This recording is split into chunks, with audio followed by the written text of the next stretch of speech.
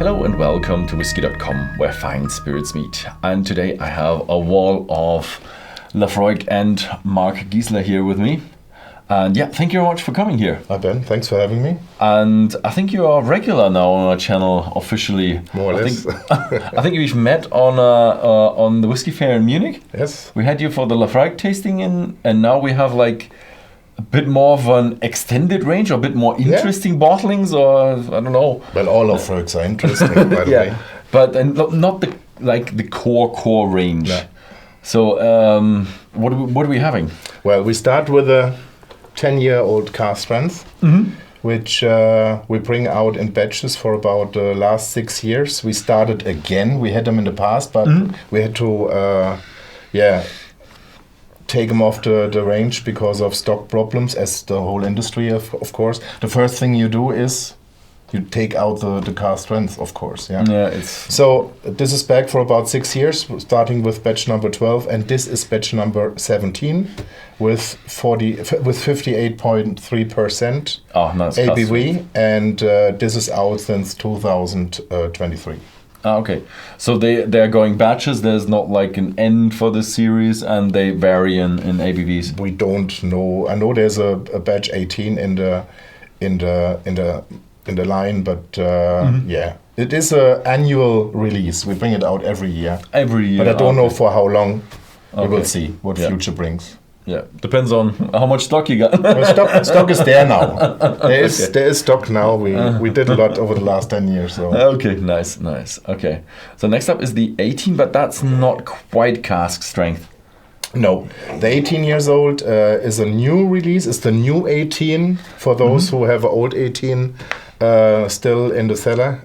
Keep them. The new 18 is out since May last year, 2024, and is bottled to our drinking strength of 48%. But has not much to do with the old 18.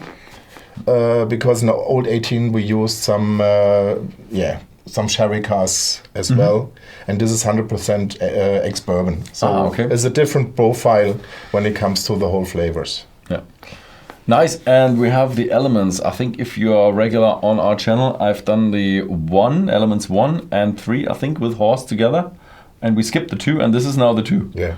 And let me come to do the 2 with you. Yes, that's nice. That's good. I really do love the Elements series. I do as well, because it's very production focused. Yes. We will talk about that a little bit later.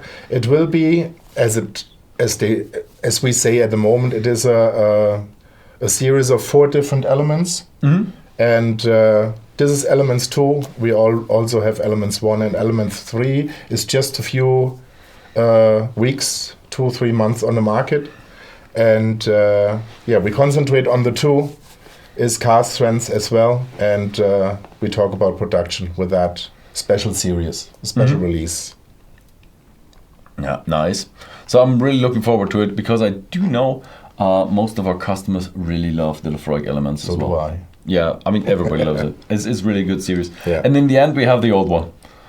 Yeah, one of our older ones, one of my favorites. Well, I love them all. Otherwise, I would have the wrong job, I think. Is the old 25 years old cask strength from 2023. Is the last one at the moment. So we say, because 25 is skipped at the moment. Because last year we brought out 30 years old. Okay. So, and this is because of stock problems in that age now. Now you see, we go forward. We go forward with the stock problems, and in the range of 25, we don't have this much, and this is why we skipped it for a moment in 2023, and fingers crossed there will be more in the future. It's cask strength with 47.3% as well, and it's a dream. 25 years cask strength, that sounds really good. Yeah. But okay, I think this is like the range that we're gonna have over the next weeks for you to watch. For us, it's just gonna be one day. And let's focus on the first one, the 10-year-old. And you've gone a little bit of the sustainability route. Yeah, we got rid of the tubes. Yeah. Because of thick cardboard and metal tops and metal bottom.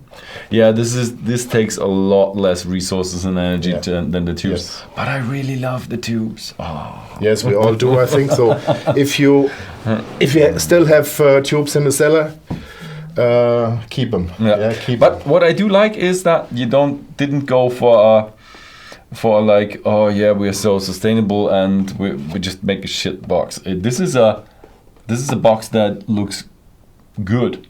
This looks really well made. You have the Laphroaig stamped in, and I do like the printing is really good. Yeah. Even though it's on recycling paper, but you can do good prints on recycling paper as well. Yeah.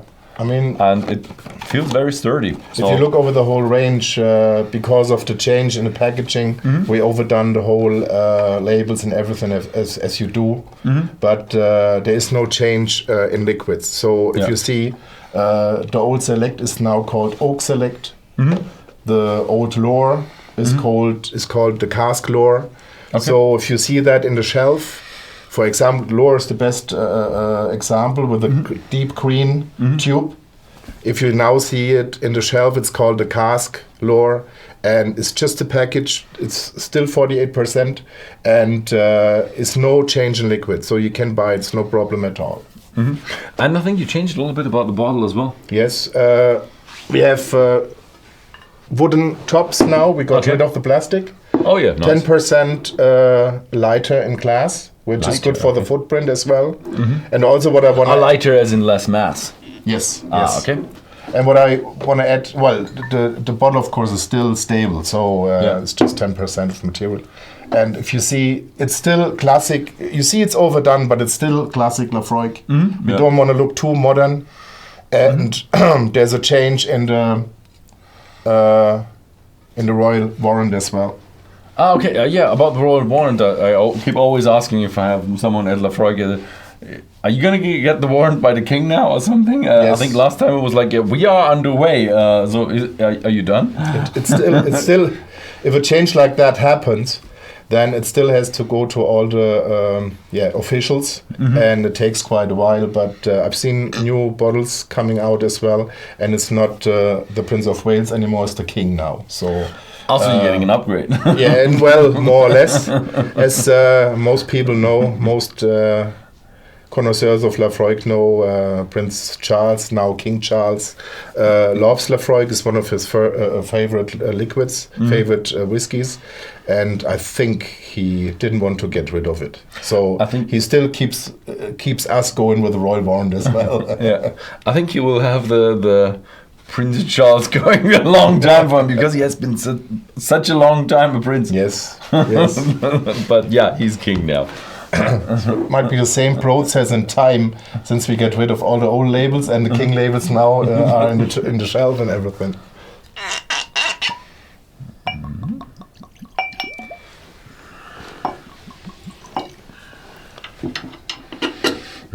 Lovely sounds, eh? Yeah. Oh, it says the powerful one, and you immediately get it. It has a good amount of smoke, but it's definitely the Laphroaig smokiness, bit of a marine flavor to it. But also this one is a bit more of it has a bit of a tobacco smell. It has a bit of that bourbon character that's also getting a little bit into fruitiness. I'm not quite sure if that is distilling or like with the citrus fruitiness of a bourbon cask. A little bit of sweetness, but sweetness is always there. Yeah. When you have a Laphroaig, there's always sweetness. If it's honey sweetness or fruity sweetness, is always going along with the peat, of course, as well. But here you also have old leather, something like that. And it's so deep and it's so complex. And as you know, the Laphroaig 10 years with 40%, which I would call the little brother of this one, because it's the same product. It's just diluted down to minimal strength of 40%. Okay. So this is the big brother coming straight from the car. This is like standing in Islay, on Islay, in our warehouse, and I take the Valinge and I take a sample out of a 10 years old bourbon cask. It's exactly the same. It's just a number of casks coming together, and we bought it at Cask Strength with 58.3%. And that's what I want to say. If you compare with a normal 10 years old with 40%, the younger brother is far more peatier than this one, because of the higher strength. The alcohol is so implemented, is so compact, and this is what I mean with the peat. The alcohol keeps it so implemented and compact. Yeah. So if you add drops of water step by step, the peat will come out more and more and more, and that's the difference. This is why if you dilute it down to 40%, you get far more peat out than this one will appear right away. Yeah. It's nice, and I'm really excited about how it will taste. Slanjava.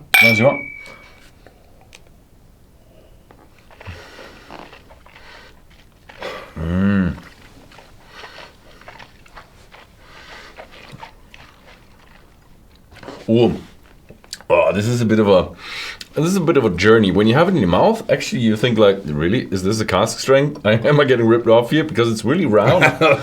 And then you swallow it and you realize, like, okay, this is cask strength, and this is really, really spicy. A lot of pepperiness going on. Yes. But strangely enough, it really has a strange habit of having kind of the wrong kind of taste for that age, because it has a bit of that tobacco. It has a bit of a light tobacco with an apple flavor to it. I had that like 20 years ago or something last time, but it reminds me of that, and a little bit of a leathery touch, a little bit of a old gentleman's room feel to it, smoky and medicinal a little bit as well. All that coming through. And but I wouldn't associate like with 10 years. I would have associated with like 18 or 25 or something like that. So it's really strange for It's just what Laphroaig profile does, even at that age, with a bourbon cask. Yeah, as we always say, normally in the industry we say 70-80% of the cask, which makes the flavor, and about 20 to 30% is the profile.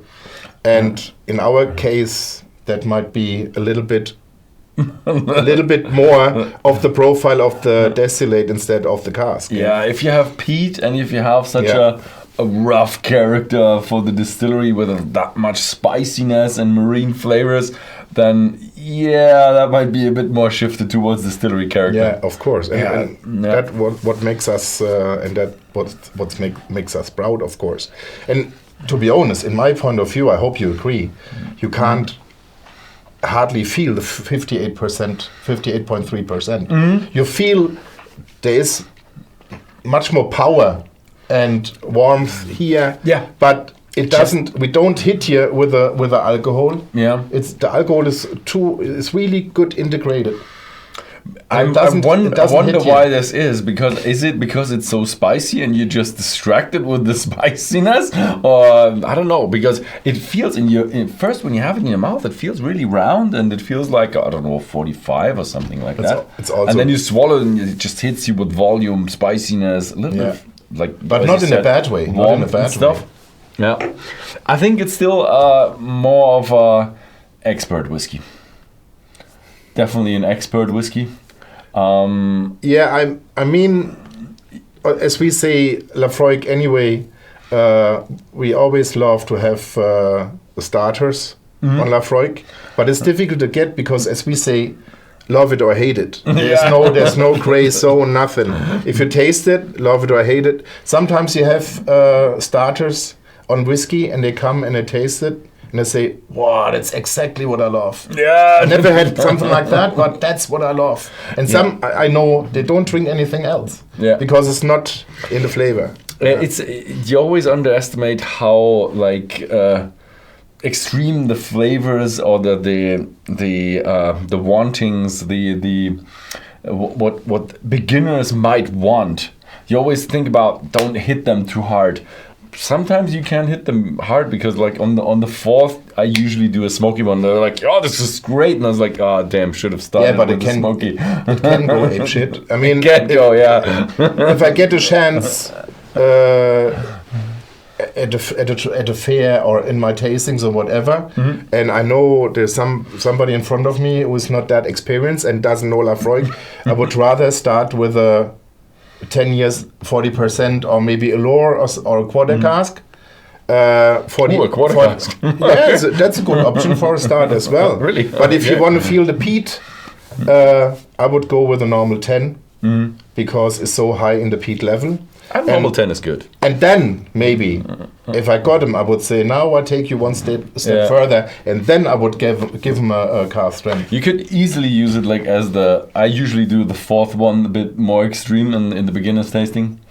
Yeah. Just to have like, okay, and this is what you can experience as more of a special kind of thing. But like first whiskey, if you have someone who's like really into like cigars and pipes or anything like that, you can easily start with that. But I know, say, yeah. But for our brand ambassadors, it's different because our audience is mixed. You know, if you do it online or whatever, it's always mixed. So what I normally do, I start with a normal 10. And then I go over to the cask strengths. Whatever comes afterwards is different. Okay, I can do a break and can go for a mouthwash. Say him to swallow a whole bottle down. We go over to quarter cask or lore. But it's always nice, which you don't always have. The little brother with 40% and the big brother with cask strength, and compare them. And you can't go back. Go back to 40%. It's very difficult. Yeah, it is. In one tasting, of course. Yeah, but I can see why you call it the powerful one. I'm really baffled about the spiciness, the pepperiness, and all that kind of stuff. But in a good way. Yeah, it's very complex, and I love the style. And all batches are quite similar, with high peaks, low peaks, of course. But the way is the same. It's always a batch of several ex-bourbon casks. But as you know, every cask reacts differently. Yeah. And then our master blender brings them together. This is why we always have a different strength. The batch 16 before had 58.5. This has 58.3 because all the casks together, you marry them, then you have you marry them together, and then you have the average of alcohol. Batch 12, where we started back again, had 60.1. That was the highest. I think the highest strength we had in a normal Laphroaig for quite a while. Okay, nice. So yeah, you find this whiskey on Whisky.com. But if you don't like watch it right now, right when it comes out, it might be the batch 18, 19, whatever comes in the future. We don't know yet. They might vary in taste a little bit. And yeah, so have a look at Whisky.com. And yeah, thank you very much for watching, and see you next time. Thank you. Cheery bye.